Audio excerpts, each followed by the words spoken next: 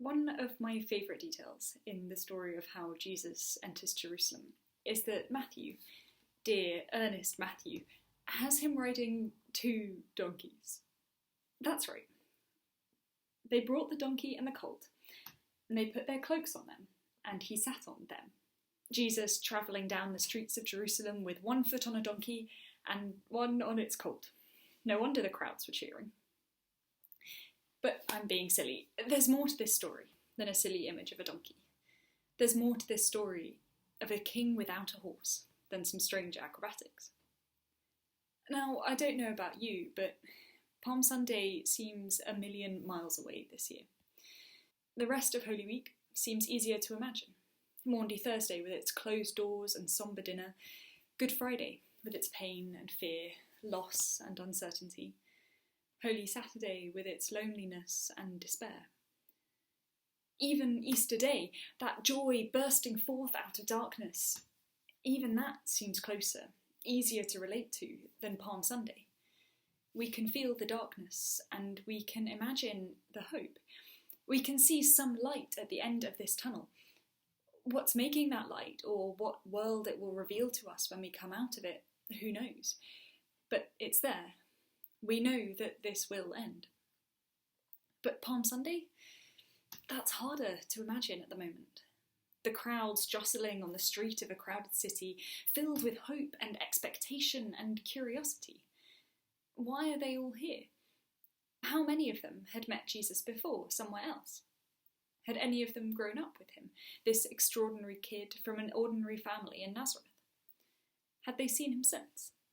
Had any of them been there, in the crowd fed by him on that day on a hillside far away?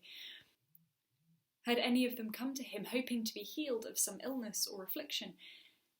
And what had their life been like since then? Did they know each other? Or was it like at a wedding when you spend half your time asking people why they're there? How do you know Jesus? Did they exchange stories about what they'd seen and heard? How many of them already felt some loyalty to this eccentric figure? And how many were just caught up in the excitement of the moment?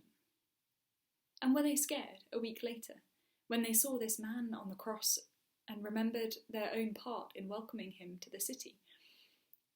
And what did they think Jesus would do anyway? What could he offer them, this king without a horse? As his donkey stumbled over the coats and sticks on the road, on that first-century equivalent of the red carpet, did they know the fate that awaited him? Did he? "Blessed is he who comes in the name of the Lord," they shout. With hindsight, "Blessed is he who comes in the name of the Lord" is appallingly off-kilter as a declaration. And the joy of the crowds turns our stomachs when we remember how easily a crowd can turn against their supposed hero, with just a few well-placed leaders in their midst, as they stand there lobbying for Jesus' death when Pilate offers them a way to get back this leader they cheered a week before.